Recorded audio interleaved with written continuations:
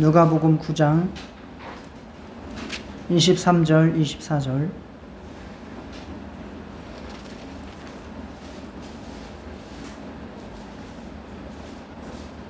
같이 합독하겠습니다. 시작. 또 무리에게 이르시되 아무든지 나를 따라오려거든 자기를 부인하고 날마다 제 십자가를 지고 나를 따를 것이니라. 누구든지 제 목숨을 구원하고자 하면 잃을 것이요 누구든지 나를 위하여 제 목숨을 잃으면 구원하리라. 아멘. 네, 지난주에는 우리가 사도 바울의 유언과 같은 말씀, 디모데에게 하신 말씀을 살펴보면서 은혜로 강하자, 그리고 제자를 세워서 그들도 하나님의 일에 동참하게 하자, 그리고 주의 좋은 군사, 병사가 되어서 끝까지 주님 앞에 충성하자라는 말씀을 나눴습니다. 오늘은 예수님께서 말씀하신 제자의 조건입니다.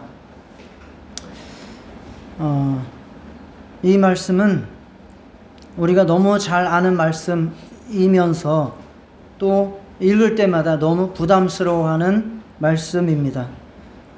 그렇지만 이 말씀은 예수님께서 직접 우리에게 예수님을 따라가는 자가 어떻게 해야 하는지를 가장 잘 알려주시는 말씀이라고 할 수 있습니다. 자, 우리가 이제 등산을 다니고 또 어제도 다녀왔지만 등산을 다니거나 무슨 운동을 할 때에 그 수준이 다 똑같지 않아요.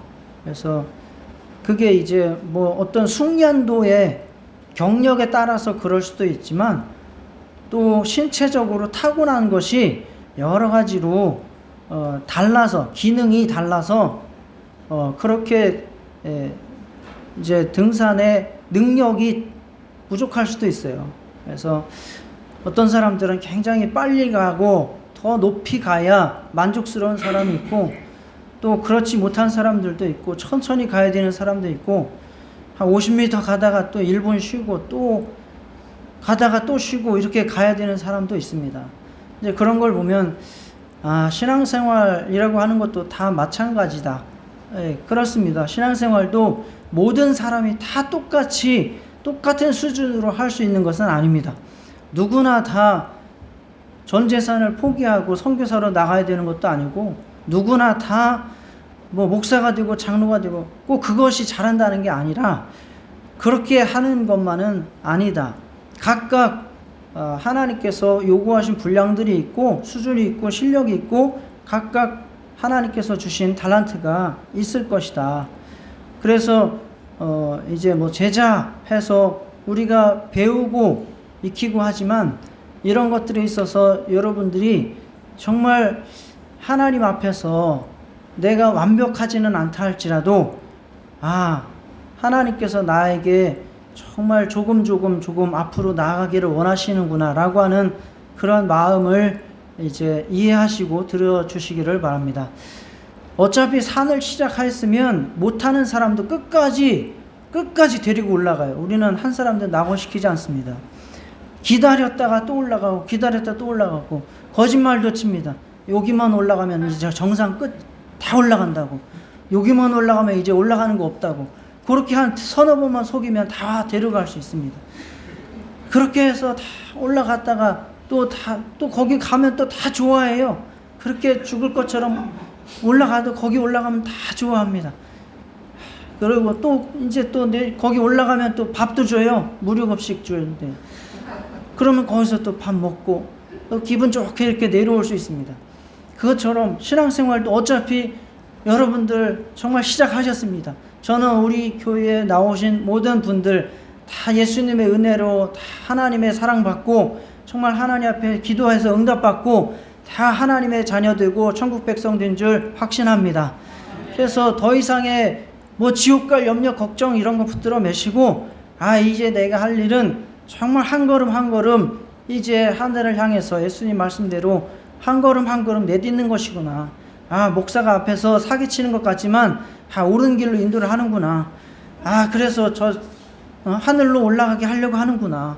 그렇게 받아주시고 그렇게 믿고 함께 말씀을 들어주시기를 부탁드립니다. 아주 유명한 그 미국의 사상가이면서 철학자이신 달라스 윌라드라고 하는 분이 쓰신 잊혀진 제자도라고 하는 책이 있습니다. 아주 유명한 책이죠.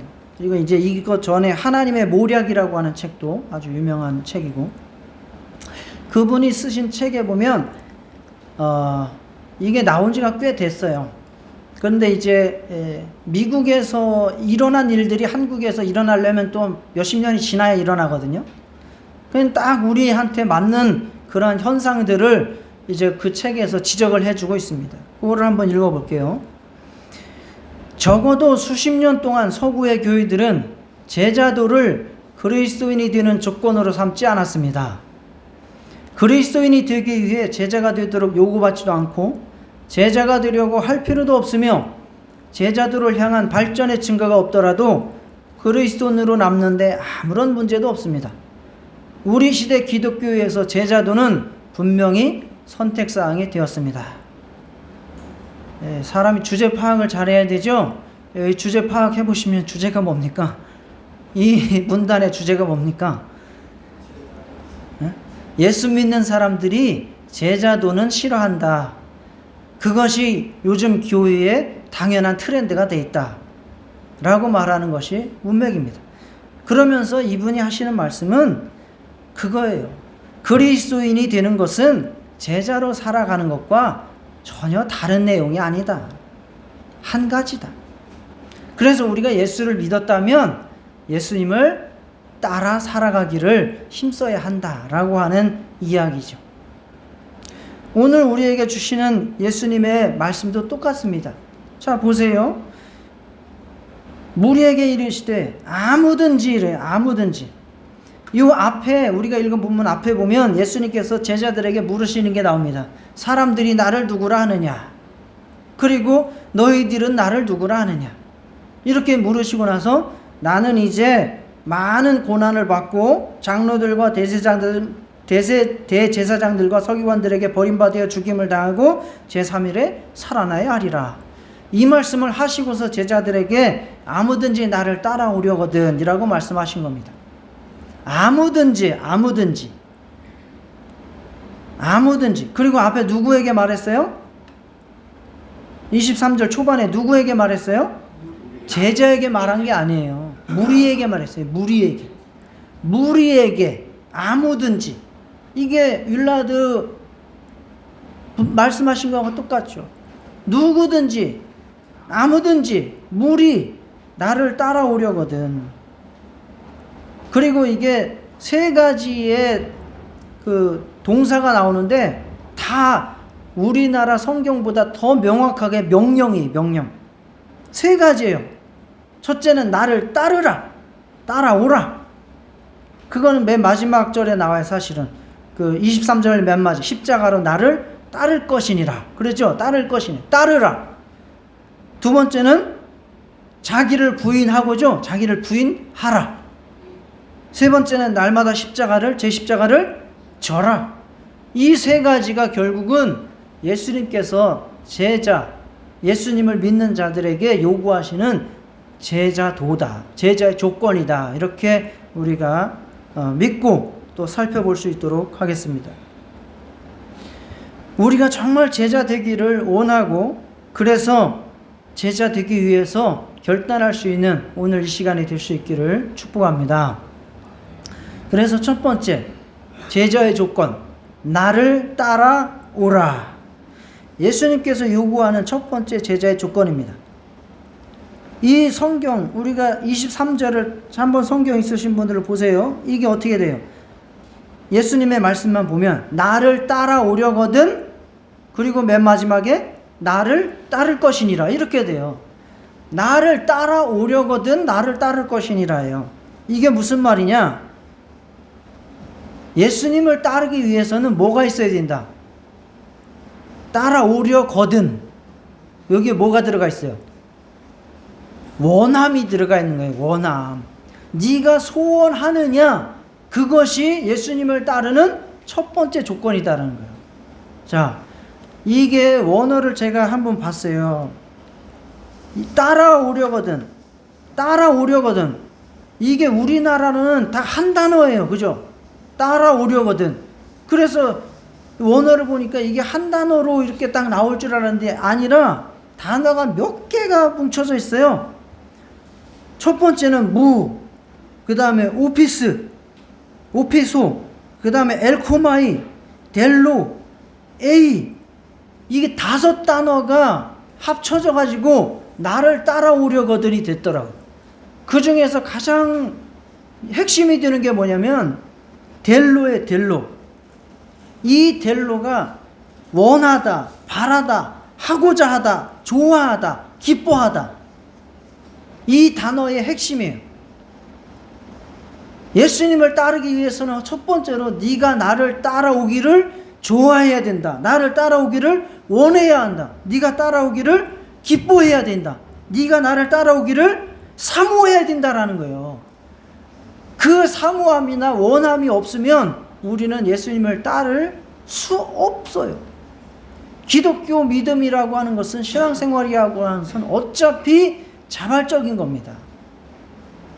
억지로 하는 게 아니에요.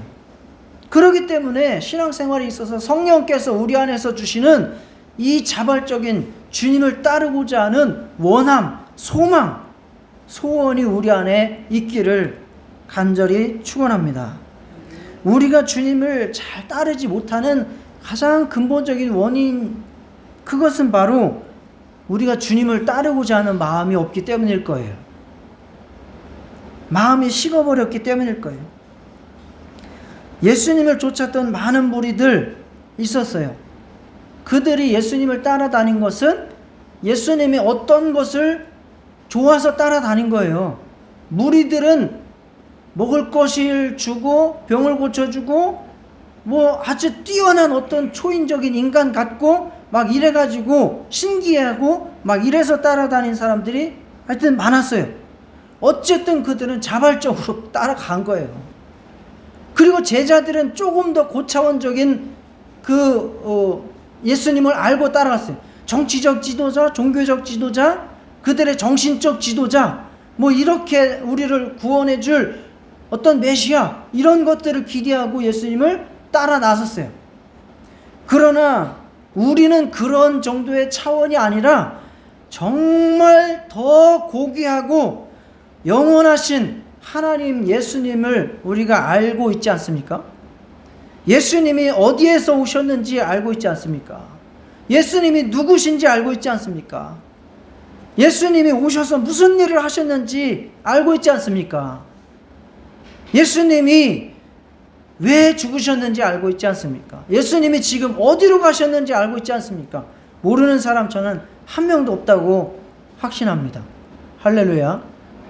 그렇다면 우리가 그분을 따르려고 하는 원함이 있기를 간절히 축원합니다. 우리 속담에 평양감사도 뭐하기 싫으면 그만이요, 제하기 싫으면 그만이요. 평양감사가 엄청난 이거 생기는 자리 아닙니까? 평양감사가 이거 생기는 아주 탁월한 자리인데 그 자리도 자기 하기 싫으면 그만이라는, 아무리 좋은 것도, 아무리 좋은 자리도, 아무리 좋은 것도 자기가 하고 싶어야 한다 그 말이죠. 자기가 하고 싶어야 한다 그 말이죠. 자, 우리는 정말 예수님의 아름다움과 예수님의 영광의 길을 알고 정말 그분이 가신 곳을 알고 그분을 우리도 따라가기를 소망하는 그러한 우리 성도님들 다 되시기를 축원합니다. 그리고 마지막 절에 이제 23절 마지막에 따를 것이니라 라고 나오죠. 따를 것이니라. 여기에 쓰인 헬라어 단어는 아쿨루테오라고 하는 단어인데요. 이 단어가 언제 쓰였냐? 제자들이 모든 것을 버려두고 예수님을 따라가니라 할 때 쓰인 단어 이거예요. 그리고 맹인 바디메오, 그가 예수님 앞에 고침받기 위해서 따라 나갈 때 뭐를 버려두고 나갔어요? 겉옷을 버리고 예수님을 따라갔어요. 따라간다라고 하는 것은 무슨 의미냐? 지금 나의 상황과 지금 나의 여러 가지의 조건들, 환경들, 생각들, 환경들을 다 포기하고 버리고 예수님을 쫓아간다 그 말입니다. 그럴 때 따를 것이니라 라고 하는 거예요. 소경 거지 바디메오가 맹인 그 겉옷을 버렸다는 것은 자기의 신분을 버렸다는 거예요.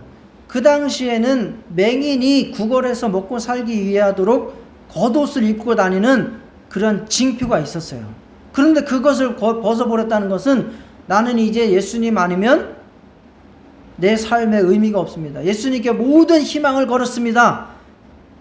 예수님만이 나에게 빛이십니다. 생명입니다. 라고 따라간 거예요. 그분 앞에. 그러한 결단과 그러한 각오가 있어야 그렇게 모든 것을 버려두고 예수님을 따라간다 라고 하는 의미를 담고 있는 단어 따를 것이니라입니다. 예수님이 정말 가장 좋은 분이고 나를 책임질 분으로 믿는다면 그분을 따라할 때에 나에게 일어나는 여러 가지의 변화들, 잃어버리는 것들, 뭐 이런 것들을 다 포기하고 내려두고 예수님을 따라 나설 수가 있는 것이죠. 그분의 말씀을 순종해야 되고 그분의 성품을 따라가야 되고 그분이 가신 길을 우리도 한 걸음 한 걸음 쫓아 나서야 되는 것이죠. 그래서 우리가 정말 예수님은 이 땅을 밟고 사셨지만 이 땅을 쫓아 살지 않으셨고 하늘의 하나님 아버지의 뜻을 따라 살으셨습니다. 그래서 우리도 이 땅을 밟고 살지만 이 땅에 매이지 말고 하늘을 소망하며 사시기를 축원합니다. 예수님은 자기의 감정과 자기의 성질대로 살지 않으시고 오직 성령의 충만함을 받아 성령의 원하심대로 살아가셨습니다. 우리도 자기의 성질대로 살지 말고 성령의 감동과 그분의 기뻐하심을 따라 살아갈 수 있기를 축원합니다. 나의 뜻과 나의 생각이 아니라 하나님의 뜻을 따라 사신 예수님을 따라 그렇게 우리도 예수님을 따라서 내 생각을 포기하고 하나님 뜻을 좇기를 힘쓰시기를 축원합니다. 우리는 다 부족합니다. 우리만 부족한 게 아니라 예수님을 따랐던 제자들도 다 부족했습니다. 그렇지만 그들이 원함을 가지고 따라 나섰을 때에 한 걸음 한 걸음 한 걸음 예수님께서 그들을 붙들어 주시고 이끌어 주셔서 그래서 그들을 제자로 나중에 만드시고 빚으신 거예요. 예수님의 부르심에 응답해서 우리도 소원을 가지고 그렇게 예수님 앞에 나아가기를 힘쓴다면 정말 예수님께서 우리도 얼마 만에 시간이 지나면 전과는 다른 아름다운 제자의 모습으로 만들어질 줄 확신합니다. 저도 목회를 잘하지는 못했어도 10년이 넘었지 않습니까? 그동안에 성도들이 가만히 있지 않았어요. 다 변화했어요. 오래되신 분들은 느낄 거예요.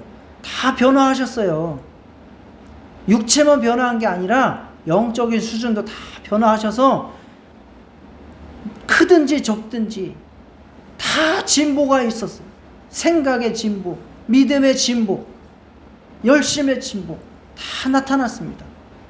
지금 우리가 아무것도 안 일어나는 것 같지만 우리가 정말 주님의 제자 되기를 원한다면 그리고 한 걸음 한 걸음 정말 나를 조금씩 조금씩 포기하면서 주님을 따라가기로 나선다면 하나님께서 우리를 또 한 단계 한 단계 한 계단 한 계단 성장시켜 주실 줄 믿습니다. 두 번째 제자의 조건 자기를 부인하라입니다. 부인한다라는 것은 남편한다의 반대말 부인한다가 아니에요. 웃어줘서 감사합니다.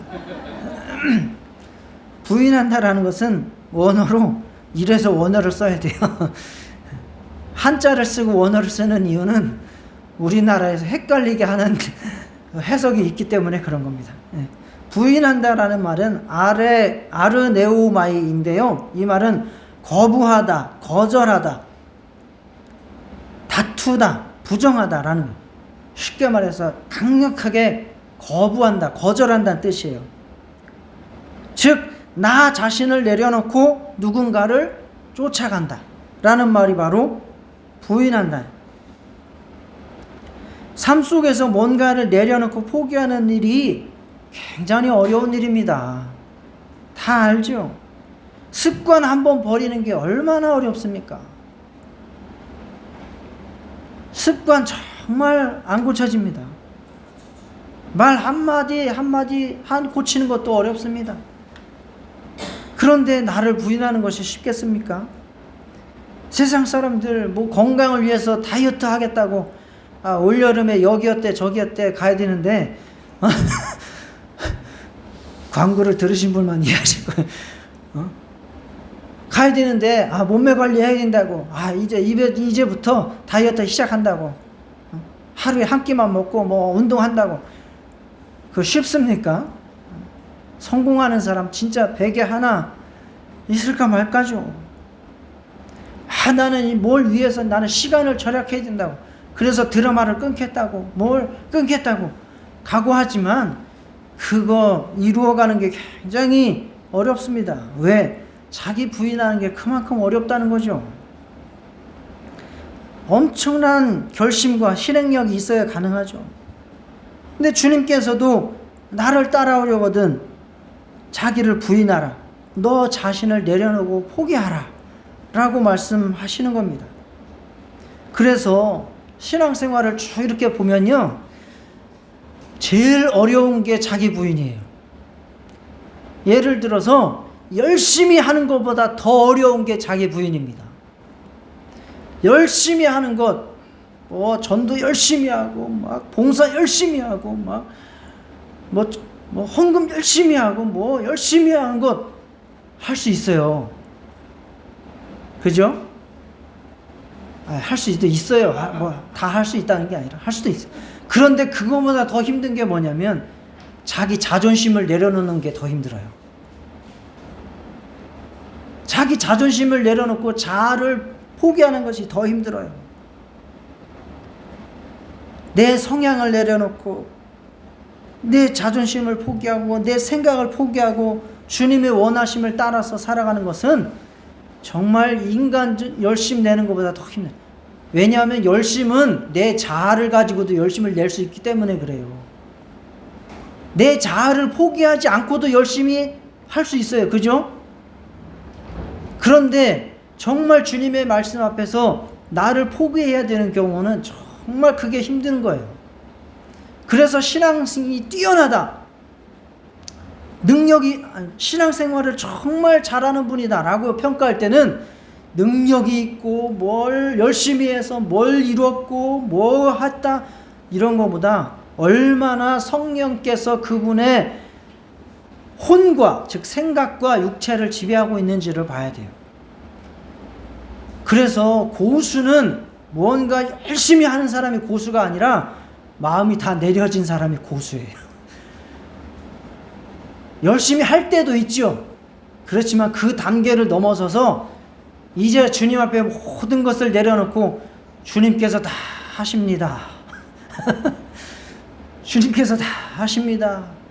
나의 나된 것은 다 주님의 은혜고 나도 주님께서 다 이끌어 가실 겁니다. 라고 하면서 자아를 다 포기하고 성령님께 이끌리는 사람, 그런 사람이 신앙의 제야의 고수가 되는 겁니다. 다 신앙의 고수가 되시기를 축원합니다. 다 하나님 뜻대로 되겠지요. 다 하나님께서 하실 겁니다. 나는 그냥 따라가겠습니다. 순종합니다.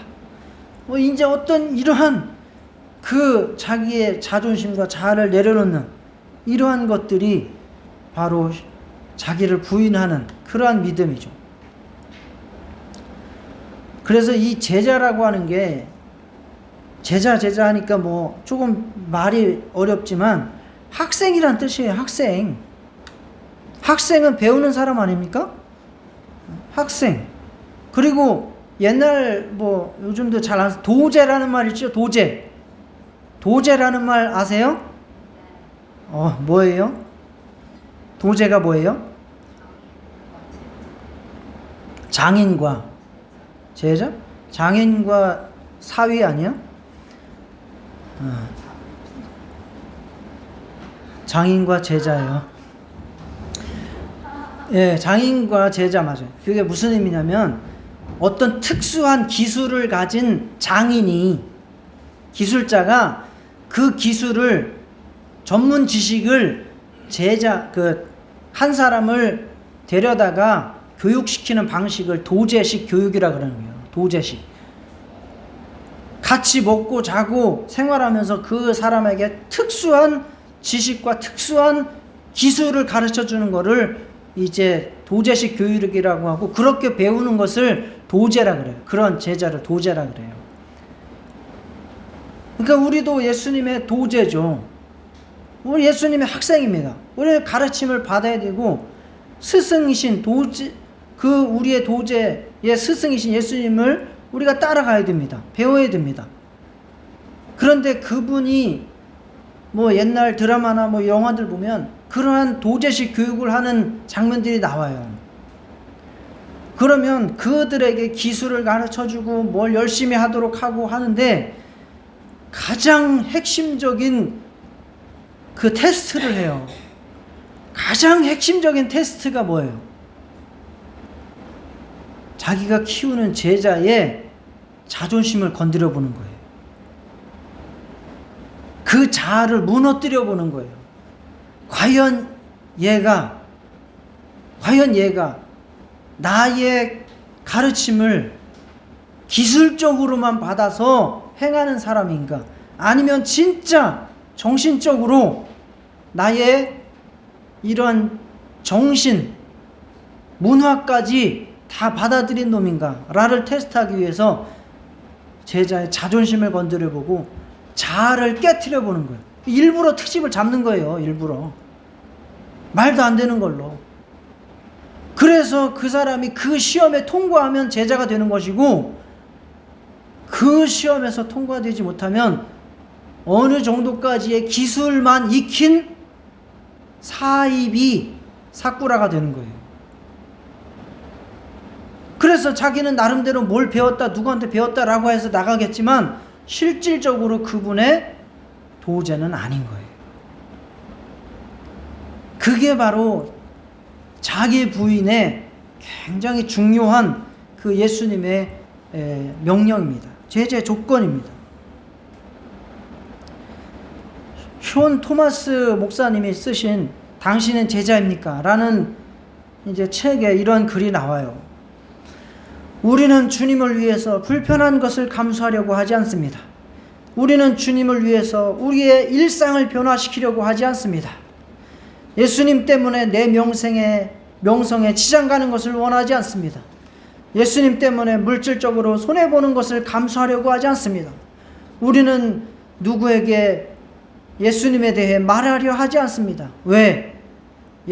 그 사람들이 나를 어떻게 생각할지가 두렵기 때문입니다. 그러니 주님을 위해서 죽으려 하는 사람이 누가 있겠습니까? 라고 우리의 자존심을 내려놓지 못하는 모습을 꼬집어 주셨습니다. 아까도 무리와 제자의 차이를 설명을 드렸지만, 무리도 예수님을 따르고 제자도 예수님을 따랐어요. 근데 차이가 뭡니까? 무리는 자기의 욕구를 위해서 예수님을 이용하는 사람들이 무리고, 제자는 예수님을 위해서 나를 포기하고 나의 자존심을 내려놓는 사람이 제자인 거예요.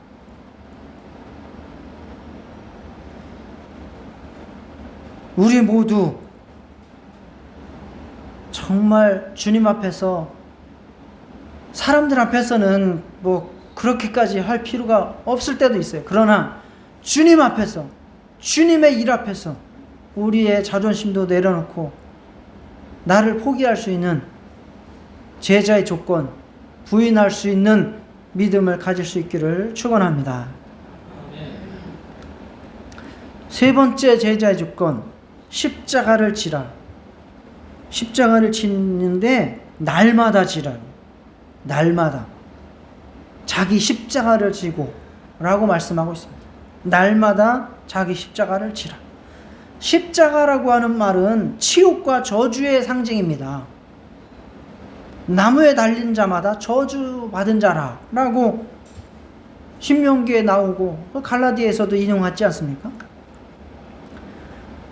그런데 십자가에 달린 자가 메시아라고 하는 것은 그 당시의 문화로는 도무지 이해할 수 없는 상황이었습니다.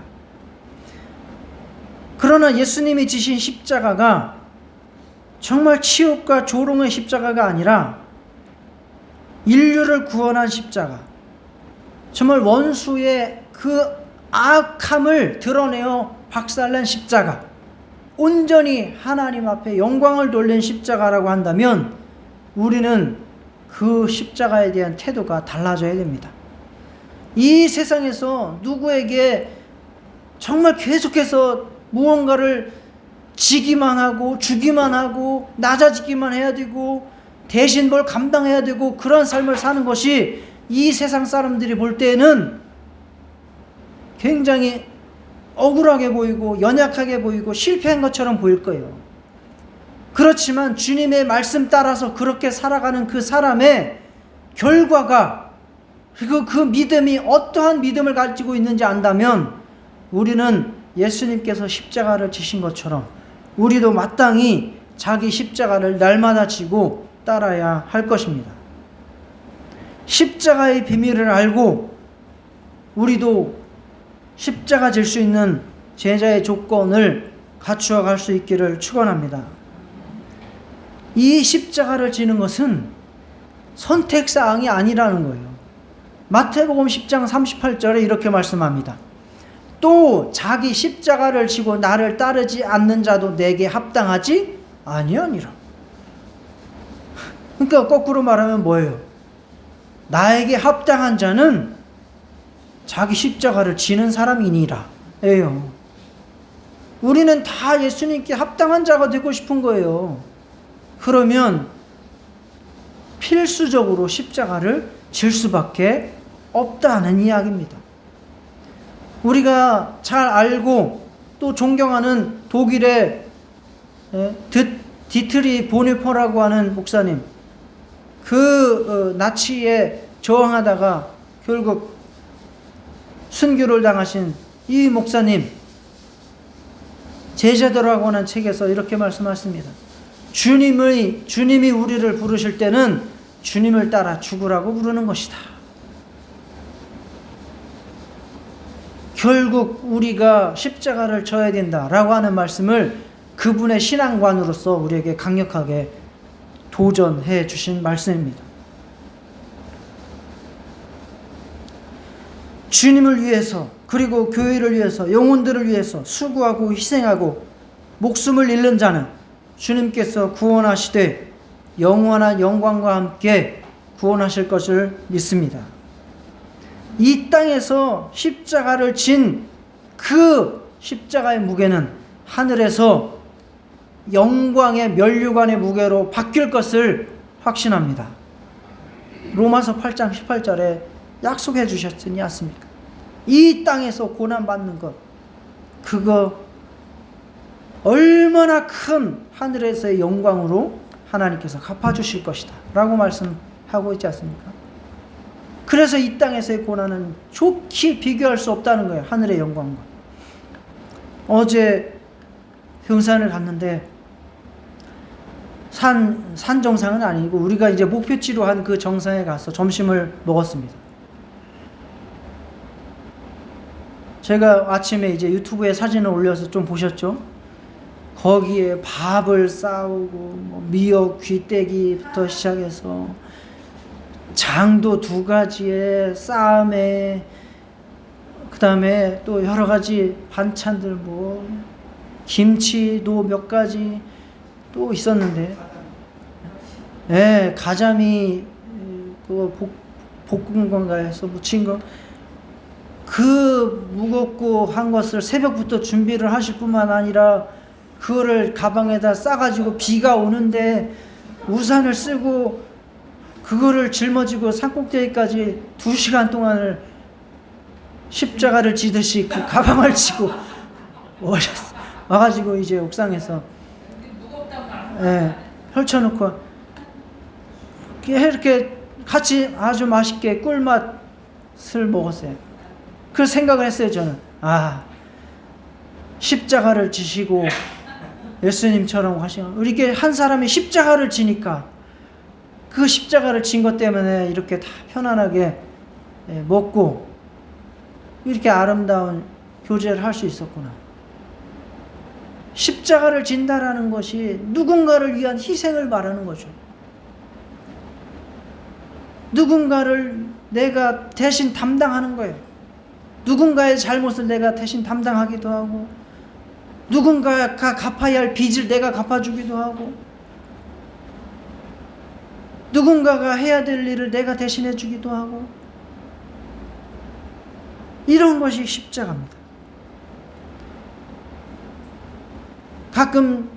가끔이 아니라 요즘에 이제 날씨가 무더워지니까 목사님들이 운동을 할 때에 한 전도사님이 매주마다 운동장을 오다가 부곡동에 무슨 한샘에서 수박을 이만한 것을 한 덩씩 사와요.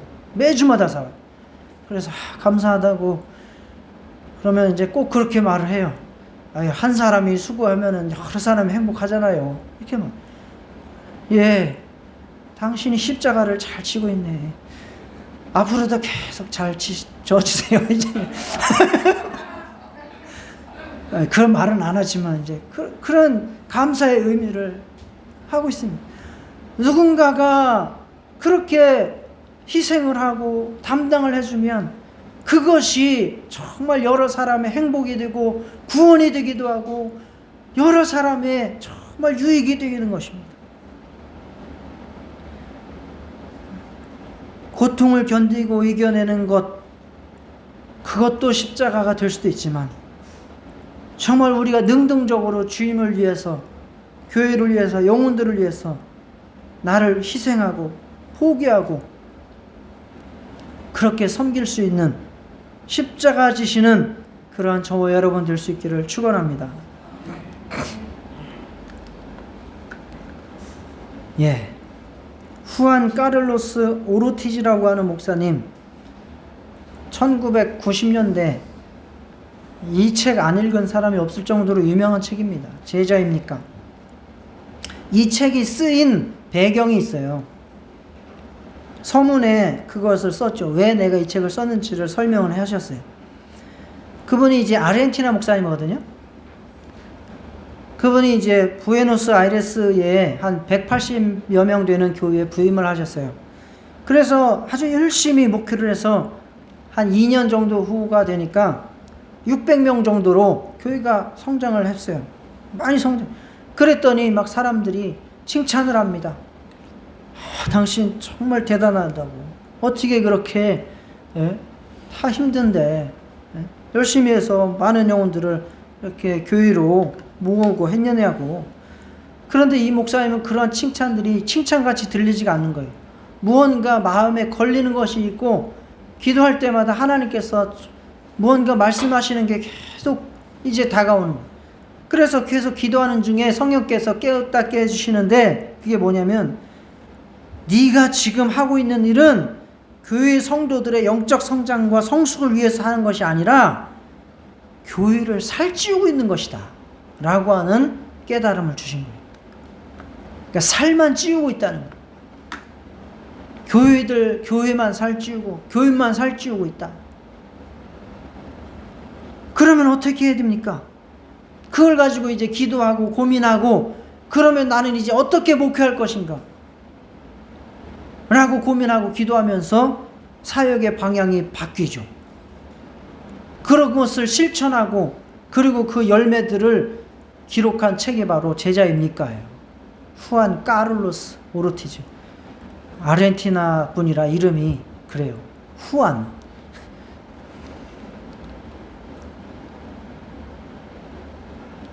나중에 기회가 되면 읽어보시기 바랍니다. 저도 여러분들에게 각각 인생에 대해서 이러한 도전을 한번 하겠습니다.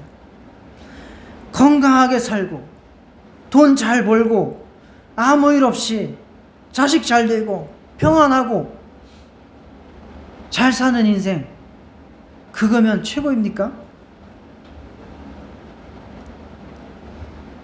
예수님 가신 곳을 따라가고 예수님을 닮아가고 예수님 하신 일을 우리가 따라서 할 수 있는 그러한 인생, 그것이 우리의 한 번뿐인 인생에 가장 가치 있고 복되고 잘 사는 인생 아니겠습니까?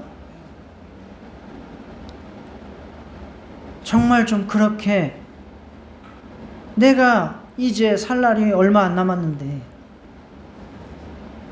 여러분들 이제 뭐 100년밖에 더 사시겠어요?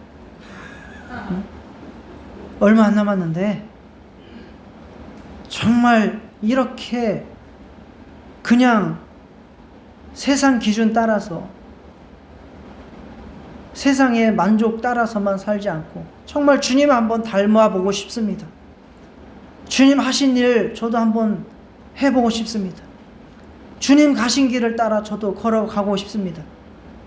그렇게 같이 기도하시도록 하겠습니다. 다 같이 기도하시겠습니다. 하나님 아버지, 주님께서 역사하여 주시옵소서. 주님께서 은혜 베풀어 주시옵소서.